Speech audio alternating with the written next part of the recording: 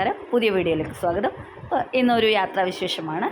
ഇന്നത്തെ യാത്ര ഇന്ത്യയിലെ പ്രധാനപ്പെട്ട പൈതൃക കേന്ദ്രങ്ങളിലൊന്നായ ഫത്തേപൂർ സിക്രിയിലേക്കും അവിടുന്ന് ആഗ്രയിലേക്കുമാണ്. അപ്പം നമ്മൾ രാവിലെ 6 മണിയൊക്കെ ആയപ്പോഴത്തേക്കും അംബാലയിൽ നിന്ന് പുറപ്പെട്ടു. അപ്പോൾ നമുക്ക് അംബാലയിൽ നിന്ന് ഞങ്ങൾ നേരെ പോകുന്നത് ഫത്തേപൂർ സിക്രിയിലേക്കാണ്. അപ്പോൾ അംബാലയിൽ നിന്ന് ഫത്തേപൂർ സിക്രിയിലേക്കുള്ള റോഡ് ട്രിപ്പിൻ്റെ വിശേഷങ്ങൾ കാണാം. ഫത്തേപൂർ സിക്രി എന്ന് പറയുന്നത് ഉത്തർപ്രദേശിലെ ആഗ്രയ്ക്ക് സമീപമുള്ള ചരിത്ര പ്രസിദ്ധമായ ഒരു പുരാതന നഗരമാണ്.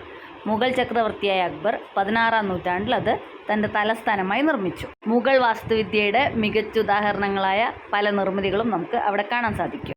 അംബാലയിൽ നിന്ന് 429 കിലോമീറ്ററാണ് ഫത്തേപൂർ സിക്രിയിലേക്കുള്ള റോഡ് ഡിസ്റ്റൻസ്. ഇപ്പോൾ NH-44 കൂടി കർണാൽ പാനിപ്പത്ത് വഴി ഈസ്റ്റേൺ പെരിഫറൽ ഹൈവേയിൽ കൂടിയാണ് ഞങ്ങൾ പോകുന്നത്. ഇപ്പോൾ കർണാലൊക്കെ കഴിഞ്ഞപ്പോഴത്തേക്കും ഞങ്ങൾ ബ്രേക്ക്ഫാസ്റ്റ് കഴിക്കാൻ വേണ്ടി നിർത്തിയിട്ടുണ്ടായിരുന്നു. ഇത് ഒരു അൺപ്ലാൻഡ് യാത്രയായിരുന്നു. പെട്ടെന്നായത് കാരണം ഞങ്ങൾ ഓൾറെഡി ബ്രേക്ക്ഫാസ്റ്റ് ഉണ്ടാക്കാൻ വേണ്ടി എടുത്തു വെച്ച ഇലയുടെയൊക്കെയാണ് എടുത്തുകൊണ്ട് വന്നത്. അത്രയും പ്ലാൻഡ് ഒന്നും ആയിരുന്നില്ല. ഞങ്ങളങ്ങനെ സാധാരണ യാത്രയിൽ ഫുഡൊന്നും വീട്ടിൽ നിന്ന് ഉണ്ടാക്കി കൊണ്ടുപോകാത്തതാണ്. അപ്പോൾ ഇതിപ്പോൾ ഞങ്ങൾ വെള്ളിയാഴ്ച രാത്രിയാണ് തീരുമാനിച്ചത് ശനിയാഴ്ച രാവിലെ ഫത്തേപൂർ സിക്രി ആഗ്ര ട്രിപ്പ് പോയേക്കാന്നുള്ളത്. അത് കാരണം തന്നെ ശനിയാഴ്ച രാവിലെ ബ്രേക്ക്ഫാസ്റ്റിന് വേണ്ടി ഞാൻ ഓൾറെഡി ഇലയുടെ ഹനി വേണമെന്ന് പറഞ്ഞ ഇലയൊക്കെ വെട്ടി റെഡിയാക്കി വെച്ചിട്ടുണ്ടായിരുന്നു. അപ്പോൾ അത് വേസ്റ്റ് ചെയ്യേണ്ടതെന്ന് ഓർത്തിട്ട് ആദ്യമായിട്ടാണ് ഞങ്ങൾ ബ്രേക്ക്ഫാസ്റ്റൊക്കെ എടുത്ത ഒരു യാത്ര വരുന്നത്. പക്ഷേ അതെന്തായാലും നന്നായി എന്നാണ് തോന്നുന്നത്. കാരണം സാധാരണ ഉള്ളതിനേക്കാളും കുറേ കൂടുതൽ സമയം നമുക്ക് ലാഭിക്കാൻ പറ്റി. പെട്ടെന്ന് തന്നെ ബ്രേക്ക്ഫാസ്റ്റൊക്കെ കഴിഞ്ഞത്. ഞങ്ങൾ അംബാലയിൽ നിന്ന് NH-44 കർണാൽ കഴിഞ്ഞിട്ടൊരു ഹൈവേൻ്റെ സൈഡിൽ നിർത്തിയിരിക്കുകയാണ്. ഏകദേശം സമയം 7 മണിയൊക്കെ കഴിഞ്ഞിട്ടുണ്ടാവും. 6 മണി കഴിഞ്ഞപ്പോഴാണ് ഞങ്ങൾ ഇറങ്ങിയത്.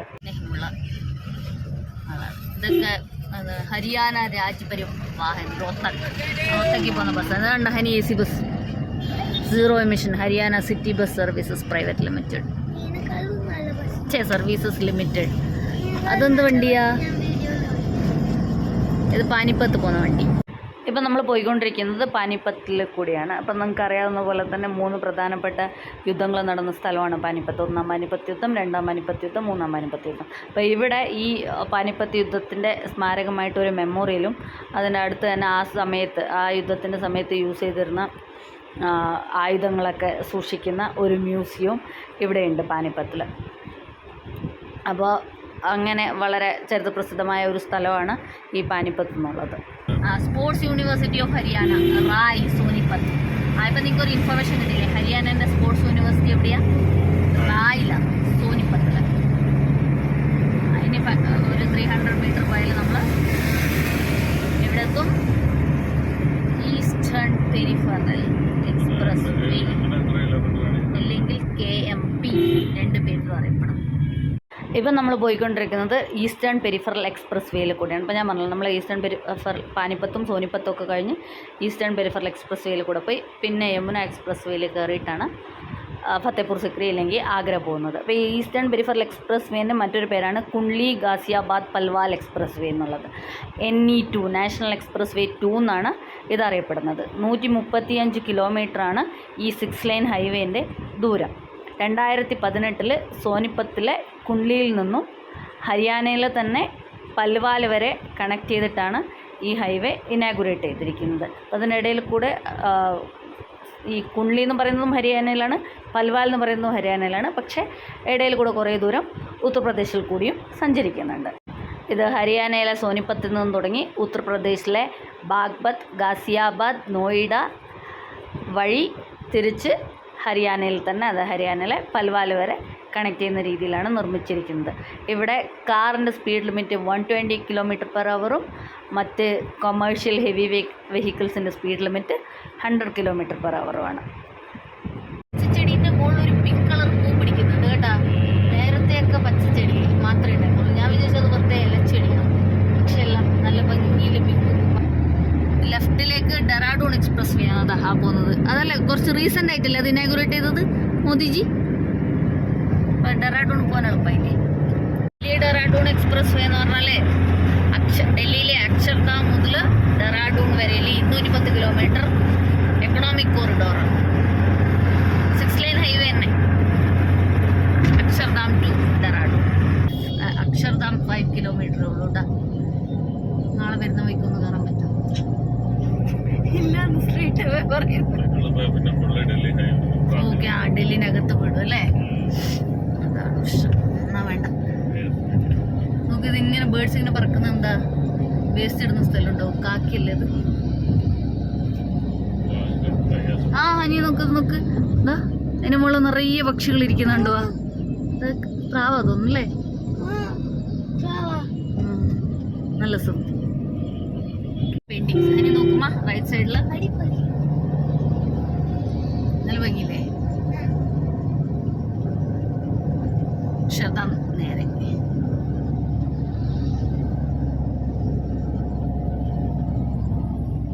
ഇവിടെ നോക്ക് ഹനി, നിറയെ ബേർഡ്സ്. ആ ആൾക്കാർ ഇവിടെ അല്ല വെള്ളമൊക്കെ കൊടുക്കുന്നു, പ്രാവിന് കൊടുക്കും. ആ പക്ഷെ നിറയെ പ്രാവന്നെ ഇവിടെ, ഇതിലും കൂടുതലുണ്ട് തോന്നുന്നു. നമ്മൾ ഡൽഹിന്റെ അകത്ത് കയറിയില്ലേ? മെട്രോ ലൈനാണോ? അല്ല, റെയിൽവേ ലൈനാണോ? അല്ല അല്ല, ഫോട്ടോ പെയിന്റിങ് ഒക്കെ ചെയ്തവരെ കണ്ടു. നോക്ക് ഹനി, ബട്ടർഫ്ലൈസ്, ഫ്ലവേഴ്സ് ഒക്കെ. ഇത് ഡൽഹി കയറിയതിന്റെ തിരക്കാ തോന്നുന്നുണ്ടല്ലേ?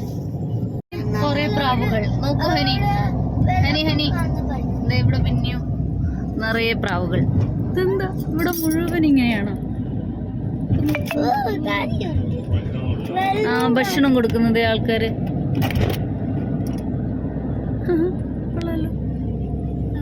ചില സ്ഥലങ്ങളിൽ മാത്രം കൂടുതൽ. നോക്ക് ഹനി, കുറെ bougainvillea flowers, white, pink, red, yellow. Train പോകുന്നു. മെട്രോ ലോക്കൽ അല്ലേ? ലോക്കൽ ട്രെയിനോ മെട്രോ? മെട്രോ അല്ലേ? ആ അതാ ഡൽഹി മെട്രോ. ഇതേതോ മെട്രോ സ്റ്റേഷനാണോ അല്ലേ? ഗാസിയാബാദ് ആയിരിക്കും. അതെ, ഏതാ അറിയില്ല. ആ അവിടെ എഴുതി വെച്ചിട്ടുണ്ട്.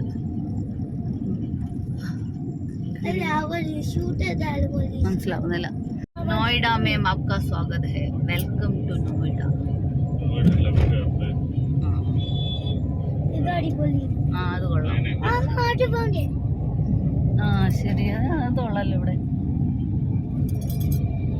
നല്ല ഭംഗിയുണ്ടല്ലേ? പൂക്കളൊക്കെ വെച്ച്. ആ ആ റോഡ് നോക്ക്, ഫ്ലൈ ഓവർ നോക്ക്, നല്ല ഭംഗിയുണ്ട്. വൃത്തികേടാന്ന് ഞാൻ പറഞ്ഞ, ഡൽഹിയിൽ നല്ല ട്രാഫിക്കാണ്, ഡൽഹിയിൽ നല്ല ചൂടാന്ന് മാത്രമേ ഞാൻ പറഞ്ഞോളൂ. ഡൽഹി നല്ല ഭംഗിയൊക്കെയാണ് കാണാൻ. ആ നല്ല ഭംഗിയില്ലേ കാണാൻ? എന്തൊരു ആ സൈഡിലും ഉണ്ട് അതേപോലെ. താങ്ക്സ് ഫോർ വിസിറ്റ് ഒക്കെ. നമുക്ക് അവിടെ ഹനി ലയണൊക്കെ അപ്പുറത്തെ സൈഡില്. എന്താ ഗ്രേറ്റർ നോയിഡ में आपका स्वागत है. ഇനിയിപ്പം നമ്മൾ 900 മീറ്ററിൽ യമുന എക്സ്പ്രസ് വേയിൽ കയറും. ഈ യമുന എക്സ്പ്രസ് വേ എന്ന് പറയുന്നത് ഗ്രേറ്റർ നോയിഡ മുതൽ ആഗ്ര വരെയുള്ള എക്സ്പ്രസ് വേ ആണ്. 6 ലൈനാണ്, പക്ഷേ it is expandable up to 8 line. പറഞ്ഞാൽ ഭാവിയിൽ 8 ലൈൻ വരെ ആക്കാം. ഇവിടെ നിന്നാണ് തുടങ്ങുന്നത് ശരിക്കും. യമുന എക്സ്പ്രസ് വേ पर आपका स्वागत है. എഴുതി വെച്ചിട്ടുണ്ട്, എക്സ്പ്രസ് വേ पर गाड़ी रोकना मना है. എക്സ്പ്രസ് വേയിൽ വണ്ടി നിർത്താൻ പാടില്ല, വണ്ടി നിർത്താൻ പാടില്ല.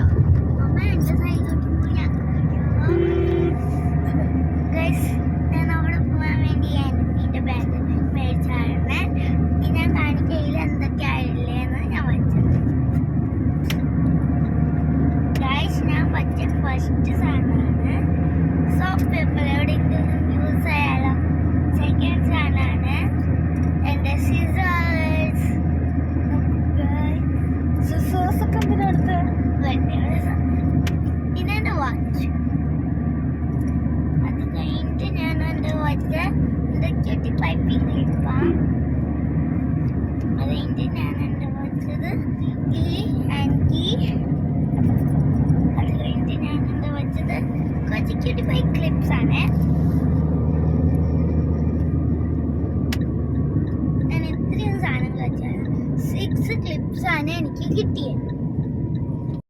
ഞാൻ നേരത്തെ പറഞ്ഞതുപോലെ 165.5 കിലോമീറ്റർ ദൂരത്തിൽ നീണ്ടു കിടക്കുന്ന ഒരു 6 ലൈൻ ആക്സസ് ഹൈവേ ആണ് ഈ നമ്മളിപ്പോൾ പോയിക്കൊണ്ടിരിക്കുന്ന യമുന എക്സ്പ്രസ് വേ എന്ന് പറയുന്നത്. അത് ഉത്തർപ്രദേശിലത്തെ ഗ്രേറ്റർ നോയിഡയിലെ പാരി ചൗക്കിൽ നിന്നും ആഗ്രയിലെ കുബേർപൂർ വരെയാണ് ഈ ഹൈവേ നീണ്ടു കിടക്കുന്നത്. അതിനിത് ഡബിൾ ഡെക്കർ ബസ്.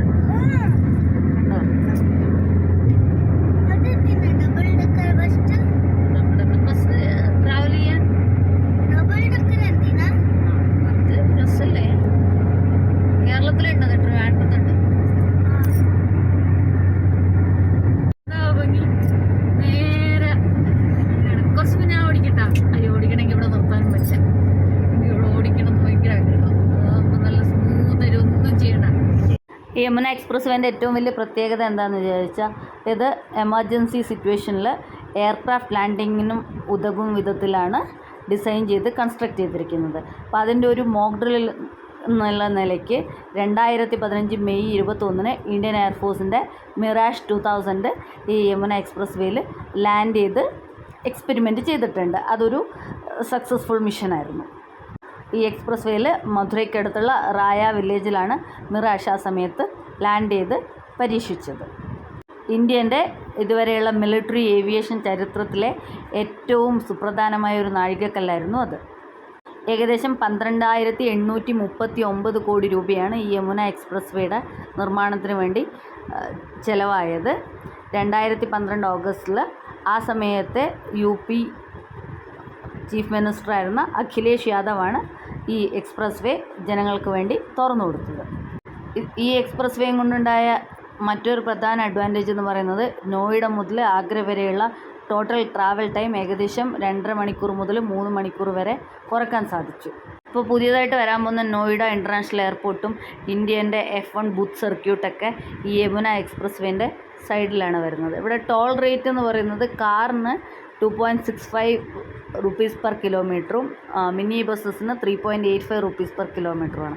അപ്പോൾ ടോൾ ചാർജ് ഇത്രയും നല്ല റോഡായതുകൊണ്ട് തന്നെ ടോൾ ചാർജ് കുറച്ച് അധികമാണ്. പിന്നെ അതുകൂടാതെ 36 വർഷത്തേക്ക്, അതായത് ഇതിൻ്റെ ഒഫീഷ്യൽ ഇനാഗുറേഷൻ ഡേറ്റ് മുതൽ 36 വർഷത്തേക്ക് ടോൾ പിരിക്കാനുള്ള പെർമിഷൻ ഇതിൻ്റെ അതോറിറ്റിക്ക് ഗവൺമെൻറ് കൊടുത്തിട്ടുണ്ട്.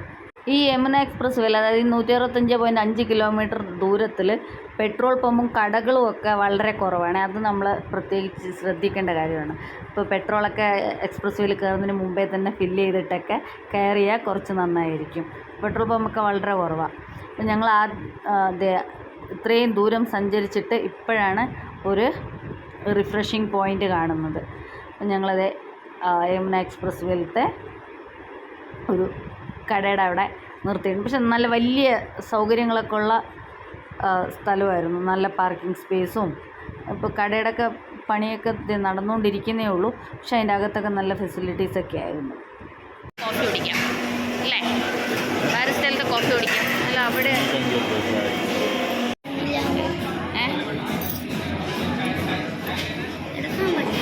എടുക്കാം, കഴിച്ചു.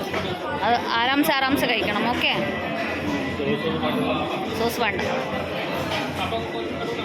കുൽഫി മഞ്ചു ബാ, എന്നാൽ കുൽഫി മഞ്ചു പോവാം. ചലോ.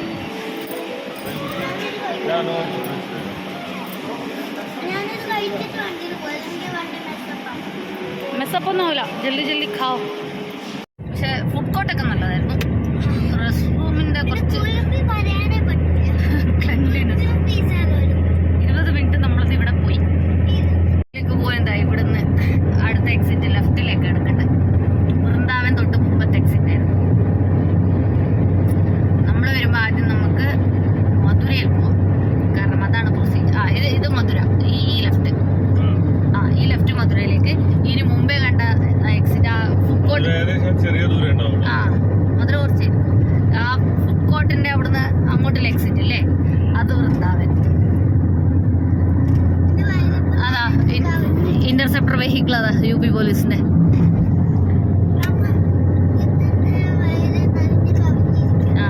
അപ്പം നമ്മൾ എന്ത് ചെയ്യണമെന്ന്, നമ്മൾ വരുമ്പോൾ ആദ്യം മധുരയിൽ പോകണം. മധുരയിൽ പോയി അങ്ങനെയല്ലേ പ്രൊസീജിയർ. നമ്മൾ യമുന എക്സ്പ്രസ് വേന്ന് ഇറങ്ങി NH44 കയറാൻ പോകണം. അങ്ങനെ നമ്മൾ NH44 കയറി. അതാണ്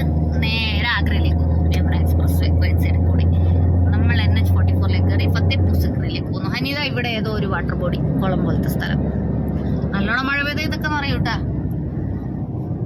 നമ്മൾ NH44 ഫത്തേപൂർ സിക്രിയിലേക്ക് 43 കിലോമീറ്റർ. ഇവിടെ ടോൾ ഉണ്ടാ. റോഡ് തുടങ്ങുമ്പോഴത്തേക്കും ടോൾ പോയി. ഈസ്റ്റേൺ വെരിഫറിൽ എടുക്കാണ്ട് വന്നാൽ ഈ റോഡിൽ കൂടെ തന്നെ വരും. ഇത് നമ്മൾ ശ്രീനഗർ പോയ ഹൈവേ, ഇന്ത്യയിലെ ഏറ്റവും നീളം കൂടിയ ഹൈവേ. ശ്രീനഗർ ടു കന്യാകുമാരി. നമ്മളന്ന് 0 പോയിന്റിൽ പോയിട്ട് ആദ്യമായിട്ടൊരു ഹൈവേന്റെ 0 പോയിന്റ് കണ്ടതാണ് NH44 ആ സെയിം ഹൈവേ ആണ്. അപ്പൊ ഈസ്റ്റേൺ വെരിഫറിൽ എടുക്കാണ്ടേ വന്നിട്ടുണ്ടെങ്കിൽ നമ്മൾ വളഞ്ഞ് ഇതിനകത്ത് കയറും. പക്ഷേ എക്സ്ട്രാ 2-3 മണിക്കൂർ എടുക്കും. ഇവിടെ എല്ലാം കണ്ടു ഹനി, ചോളം കൃഷിയാണ്.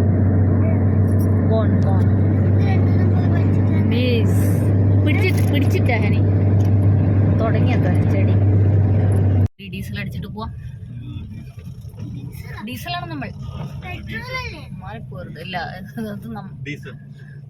മറ്റേ വണ്ടിക്കാണ് പെട്രോൾ, ഇതിന് ഡീസലാണ്. ഇപ്പൊ ഗ്രാമത്തിൽ എത്തിച്ചേർന്നിരിക്കുന്നു. യുപിന്റെ ഏതോ ഔട്ട്സ്കേർട്സിലത്തെ ഗ്രാമമാണ് ഹനി. ജയ്പൂർ, ഫത്തേപൂർ സിക്രി, കിരാവാലി. ജയ്പൂരൊക്കെ ഇത് വഴിയാണ്. ഇതെല്ലാം സീതാ. പക്ഷെ എല്ലാം കുഞ്ഞു റോഡായി പോയി. ഇനി എത്ര 17 കിലോമീറ്റേഴ്സ് ഉണ്ട്. 17 കിലോമീറ്റേഴ്സ് ഇങ്ങനത്തെ റോഡ് തന്നെ അല്ലേ? ഗ്രാമമാണ് ഗ്രാമം.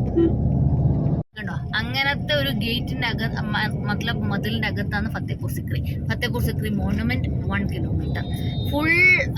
ഈ artificial, I mean plant capital എന്ന് പറഞ്ഞിട്ടെ, ആ പ്ലാന്റ് ക്യാപിറ്റൽ മുഴുവൻ ഈ വാളിന്റെ അകത്താണ്.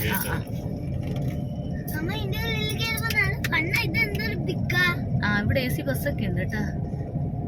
അങ്ങനെ നമ്മൾ ഫത്തേപൂർ സിക്രി എത്തിയിരിക്കുന്നു. കുറച്ച് മുമ്പിടുവോ കണ്ടോ ഈ ഫുൾ. ഒരു മിനിറ്റ്, ഈ ഇങ്ങനത്തെ ഗേറ്റിൻ ഐ മീൻ മതിലിന്റെ അകത്താണ് ഇത്. അങ്ങനെ നമ്മളുടെ we are entering into the city of victory, Fatehpur Sikri. അങ്ങനെ നമ്മൾ ഫത്തേപൂർ സിക്രിയിൽ എത്തിയിട്ടുണ്ട്. 12:15 ഞങ്ങൾ ഫത്തേപൂർ സിക്രിയിലെത്തി. ആദ്യമായിട്ടാണ് ഗൂഗിൾ പറഞ്ഞ സമയത്ത് ഞങ്ങൾ ഫത്തേപൂർ ഒരു സ്ഥലത്തെത്തുന്നത്. 6 മണിക്ക് പുറപ്പെട്ട് 12:15 ഫത്തേപൂർ സിക്രിയിലെത്തി. അപ്പോൾ ഇവിടെ നമ്മൾ ഈ ഫത്തേപൂർ സിക്രി എന്ന് പറയുന്നത് ഫത്തേപൂർ സിക്രി അങ്ങനെ 2 ഭാഗങ്ങളായിട്ടാണ് ഈ സിറ്റി. ഇപ്പോൾ അവിടെ എഴുതി വെച്ചിട്ടുണ്ട്, archaeological survey of India welcomes you to the city എന്ന് പറഞ്ഞിട്ട്. ആക്ച്വലി ഈ സ്ഥലത്തിൻ്റെ പേര് ഫത്തേപൂർ എന്നായിരുന്നു. പിന്നീട് അക്ബർ ചക്രവർത്തി ഗുജറാത്തിൽ നേടിയ വിജയത്തിൻ്റെ ഓർമ്മയ്ക്കായിട്ട് സിറ്റി ഓഫ് വിക്ടറി എന്നുള്ള അർത്ഥത്തിൽ ഫത്തേപൂർ സിക്രി എന്ന് പുനർനാമകരണം ചെയ്തതാണ്. അപ്പോൾ ഇത് അക്ബറിൻ്റെ തലസ്ഥാനമായിരുന്നു എന്ന് പറഞ്ഞല്ലോ. അപ്പോൾ ഇവിടെ 2 ഭാഗങ്ങളായിട്ടാണുള്ളത്, മഹൽ കോംപ്ലക്സും ദർഗാ കോംപ്ലക്സും. മഹൽ കോംപ്ലക്സ് എന്ന് പറയുന്നത് അക്ബറിൻ്റെ കൊട്ടാരവും മന്ത്രിമാരുടെ താമസ സ്ഥലങ്ങളും അക്ബറിൻ്റെ 3 ഭാര്യമാരുടെ കൊട്ടാരങ്ങളും ഒക്കെ ആയിട്ടുള്ള ഒരു കോംപ്ലക്സാണ് മഹൽ കോംപ്ലക്സ്. ദർഗാ കോംപ്ലക്സ് എന്ന് പറയുന്നത് അക്ബർ ആരാധിച്ചിരുന്ന ഒരു സൂഫി വര്യൻ ഉണ്ടായിരുന്നു, ഷെയ്ഖ് സലീം ചിസ്തി എന്ന് പറഞ്ഞിട്ട്. അപ്പോൾ അദ്ദേഹത്തിൻ്റെ ഒരു ദർഗയും മസ്ജിദും പിന്നെ ലോകത്തിലെ തന്നെ ഇപ്പോഴും ഏറ്റവും വലിയ ഗേറ്റായി അറിയപ്പെടുന്ന ബുലന്ദ് ദർവാസയൊക്കെ ചേർന്ന ദർഗാ കോംപ്ലക്സും അങ്ങനെ 2 ഭാഗങ്ങളായിട്ടാണുള്ളത്. അപ്പോൾ നമുക്ക് ഈ മഹൽ കോംപ്ലക്സിലേക്കും ദർഗാ കോംപ്ലക്സിലേക്കും ഡയറക്റ്റ് എൻട്രി ഇല്ല. അതിന് ഒരു ഇപ്പോൾ നമ്മൾ കണ്ട സ്ഥലത്തിൻ്റെ 300 മീറ്റർ മുമ്പേ ഒരു പാർക്കിംഗ് സ്പേസ് ഉണ്ട്. നമ്മൾ അവിടെ പോയി നമ്മുടെ വണ്ടി പാർക്ക് ചെയ്തിട്ട് ഇവിടുന്ന് ഇവരുടെ ടൂറിസം ഡിപ്പാർട്ട്മെൻറ്റിൻ്റെ വണ്ടിയിൽ കയറിയിട്ടാണ് ദർഗാ കോംപ്ലക്സിലേക്കും മഹൽ കോംപ്ലക്സിലേക്കും പോകേണ്ടത്. ഇത് ഒരു യുനെസ്കോ വേൾഡ് ഹെറിറ്റേജ് സൈറ്റാണ് ഈ ഫത്തേപൂർ സിക്രി എന്ന് പറയുന്നത്. ഇവിടെ പാർക്കിംഗ് ഫീസ് ഉണ്ട്. കാറിന് 120 രൂപയാണ് പാർക്കിംഗ് ഫീസ്. അത് കഴിഞ്ഞിട്ട് നമ്മൾ വണ്ടി ഇവിടെ പാർക്ക് ചെയ്തിട്ട് പിന്നെ ഇവിടുന്ന് ഗോൾഫ് കാർട്ടിൽ കയറിയിട്ട് മഹൽ കോംപ്ലക്സിലേക്കും ദർഗാ കോംപ്ലക്സിലേക്കും പോകേണ്ടതാണ്. നമ്മളിപ്പോൾ ഇവിടെ വരുമ്പോൾ തന്നെയും നമ്മുടെ വണ്ടി ഇപ്പോൾ ഫസ്റ്റ് നമ്മൾ കാണിച്ചില്ലേ ASI welcomes you to Fatehpur Sikri എന്ന് പറയുന്നത്, അവിടെ മുതൽ തന്നെ ഗൈഡൊക്കെ നമ്മുടെ പുറകെ ഇങ്ങനെ വരും കേട്ടോ. ഓത്തറൈസ്ഡ് ഗൈഡാന്നൊക്കെ പറഞ്ഞ ഐ കാർഡൊക്കെ കാണിച്ചിട്ട്. അങ്ങനെ ഞങ്ങൾ വണ്ടിയൊക്കെ പാർക്ക് ചെയ്ത് അപ്പോൾ അവിടെ നിന്ന് ഒരു ഗൈഡിനെയും ഞങ്ങൾ കൂട്ടി, എന്നിട്ട് ഞങ്ങളത് ഗോൾഫ് കാർട്ടിൽ കയറാൻ വേണ്ടിയിട്ട് പോവുകയാണ്. അപ്പോൾ ഇത് ഇവിടെ ഗൈഡിനെ കൂട്ടിയത് എന്താണെന്ന് വെച്ചാൽ കുറേ കാര്യങ്ങൾ നമുക്ക് കാണാനുണ്ട്. അപ്പോൾ അത് ഏതൊക്കെയാണെന്ന് സ്പെസിഫിക്കലി നമ്മൾ എത്രയൊക്കെ പഠിച്ചിട്ട് വന്നാലും അത് മനസ്സിലാക്കാൻ കുറച്ച് ബുദ്ധിമുട്ടായിരിക്കും. പിന്നെ ഞാൻ പറഞ്ഞത് ഇപ്പോൾ നമ്മൾ പെട്ടെന്ന് പ്ലാൻ ചെയ്തായതുകൊണ്ട് എനിക്ക് അത്രയും കൂടുതൽ പഠിക്കാനും സമയം കിട്ടിയില്ല. അപ്പോൾ ഒരു ഗൈഡ് ഉണ്ടെന്നുണ്ടെങ്കിൽ കുറച്ച് ഹെൽപ്ഫുള്ളായിരിക്കും വിചാരിച്ചിട്ടാണ് ഗൈഡിനെ കൂട്ടിയത്. അപ്പോൾ അവർ 600 രൂപ 700 രൂപയൊക്കെയാണ് പറഞ്ഞത്. പിന്നെ നമ്മൾ കുറച്ച് സംസാരിച്ച് 400 രൂപയ്ക്ക് ഫത്തേപൂറും, അതായത് ഫത്തേപൂർ സിക്രിയിലത്തെ ദർഗ കോംപ്ലക്സും മഹൽ കോംപ്ലക്സും കാണിച്ചു തരാമെന്നും പറഞ്ഞിട്ട് പോവാണ്. അപ്പോൾ ഞങ്ങൾ വണ്ടി പാർക്ക് ചെയ്ത സ്ഥലത്ത് നിന്ന് കുറച്ച് നടക്കാനുണ്ട് ഈ ഗോൾഫ് കാർട്ടിൽ കയറാൻ വേണ്ടിയിട്ട്. അപ്പം അങ്ങോട്ട് പോവാണ്. ഇവിടെ മിനറൽ വാട്ടർ വെൻഡിങ് മെഷീനും പിന്നെ നല്ല വാഷ്റൂം ഫെസിലിറ്റിയും ഒക്കെ ഉണ്ട്. അപ്പോൾ ഇവിടെ ചാർജസ്, ഗൈഡിൻ്റെ ചാർജൊക്കെ ഇവിടെ കൊടുത്തിട്ടുണ്ട്. അപ്പോൾ ഇതിൽ കൂടുതൽ നിങ്ങൾ ഒരിക്കലും ഗൈഡിന് കൊടുക്കേണ്ടെന്നാണ് ഉത്തർപ്രദേശ് ടൂറിസം ഡിപ്പാർട്ട്മെൻറ്റ് പറയുന്നത്. ബാക്കി എത്ര കുറക്കാൻ പറ്റും എന്നുള്ളത് നിങ്ങളുടെ സംസാരിക്കാനുള്ള കഴിവനുസരിച്ചിരിക്കും. ഞങ്ങൾ പോയത് ഓഗസ്റ്റിലായിരുന്നതുകൊണ്ട് തന്നെ കുറച്ച് നല്ലോണം ചൂടുണ്ടായിരുന്നു. ഇപ്പോൾ ഇത് നോർത്ത് ഇന്ത്യയിലെ സമ്മറിൻ്റെ ടൈമാണല്ലോ. അപ്പോൾ നമ്മൾ അങ്ങനത്തെ സമയത്തൊക്കെ പോകുമ്പോൾ അതിനനുസരിച്ചുള്ള കാര്യങ്ങളൊക്കെ കരുതി, അതായത് വെള്ളവും സൺഗ്ലാസും ക്യാപ്പും ഒക്കെ എടുത്തിട്ട് വേണം പോകാൻ വേണ്ടിയിട്ട്. അത്യാവശ്യം തിരക്കുണ്ടായിരുന്നു. ഞങ്ങൾ പോയതൊരു സാറ്റർഡേ ആയിരുന്നു, സെക്കൻഡ് സാറ്റർഡേ. അപ്പോൾ ഇവിടെയൊക്കെ ഇത് ഈ ഉത്തർപ്രദേശ് ടൂറിസം ഡിപ്പാർട്ട്മെൻറ്റിൻ്റെ ഒരു കോംപ്ലക്സാണ്. അപ്പോൾ ഇവിടെ ടിക്കറ്റ് കൗണ്ടറും അതേപോലെ കുറേ കടകളും പിന്നെ ക്യാപ്പ് അതൊക്കെ വിൽക്കുന്ന കടകൾ, പിന്നെ ഇങ്ങനത്തെ സാധനങ്ങളൊക്കെ വിൽക്കുന്ന കടകളൊക്കെ ഉണ്ട്. അങ്ങനെ ഞങ്ങളത് നടന്ന് ഞങ്ങൾക്ക് പോകാനുള്ള വണ്ടിയുടെ അടുത്തെത്തിയിട്ടുണ്ട്. ഇപ്പോൾ ഇവിടെ ഒരു ടൂറിസ്റ്റ് ഫെസിലിറ്റേഷൻ സെൻറ്ററൊക്കെ ഉണ്ട്. അപ്പോൾ ഇതിന് ഒരാൾക്ക് 25 രൂപയാണ് ചാർജ് വൺ വേ. അതായത് നമ്മൾ തിരിച്ച് വരുമ്പോൾ ഉള്ള വണ്ടിക്ക് വേറെ ടിക്കറ്റ് എടുക്കണം. അപ്പം കുട്ടികൾക്കും ടിക്കറ്റ് ഉണ്ട്. അപ്പോൾ ഒരാൾക്ക് 25 രൂപ വെച്ച്. പിന്നെ നമ്മൾ ഈ മോണുമെൻറ്റ് വിസിറ്റ് ചെയ്യാൻ വേണ്ടി, അതായത് ഫത്തേപൂർ സിക്രി വിസിറ്റ് ചെയ്യാൻ വേണ്ടിയിട്ട് ഒരാൾക്ക് 50 രൂപ വെച്ച് വേറെ ടിക്കറ്റ് എടുക്കണം. അത് മോണുമെൻറ്റിൻ്റെ മുമ്പെന്നാണ്. 15 വയസ്സിൽ താഴെയുള്ള കുട്ടികൾക്ക് ടിക്കറ്റ് വേണ്ട. അങ്ങനെ ഞങ്ങളതേ വണ്ടിയിൽ കയറി പോവാണ്. ഇനി നമുക്ക് ഫത്തേപൂർ സിക്രിയിലത്തെ കാഴ്ചകളൊക്കെ ആയിട്ട് അടുത്ത വീഡിയോയിൽ കാണാം. Thank you for watching.